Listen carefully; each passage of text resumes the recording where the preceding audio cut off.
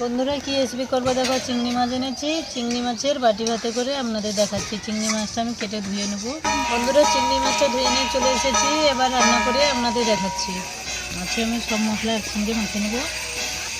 হলুদ দিয়ে দেবো, মতো লবণ দিয়ে দেবো, তেল দিয়ে দেবো, আদা সরষা কাঁচা লঙ্কা একসঙ্গে বাটা আছে দিয়ে দেবো, টমেটো কুচি দিয়ে দেবো, কুচানো পেঁয়াজ দিয়ে দেবো,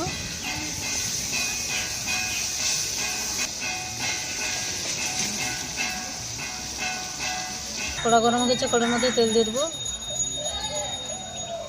তেজপাতা ফোড়ন করবো, শুকনো লঙ্কা তেলে দিয়ে দেবো, মাখানো চিংড়ি মাছটা দিয়ে দেবো,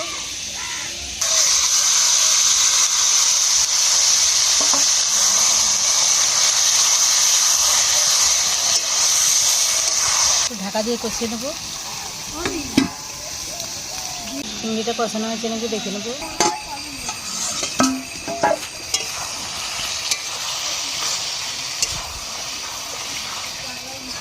কষানো হয়ে গেছে, জল দিয়ে দেবো পরিমাণ মতন।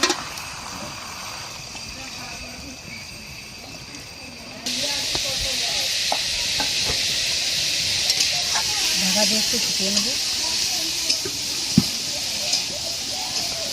চিংড়ি মাছের ভাপাটা হয়েছে নাকি দেখে নেব।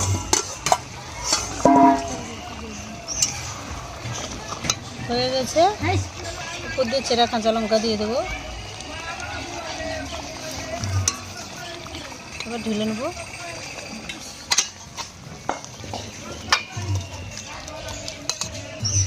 তো বন্ধুরা এই চিংড়ি মাছের ভাপা করেছি। এই রেসিপিটা কীরকম হয়েছে আপনারা দেখে কমেন্ট করে জানাবে। আমার চ্যানেলটি সাবস্ক্রাইব করে রাখবে।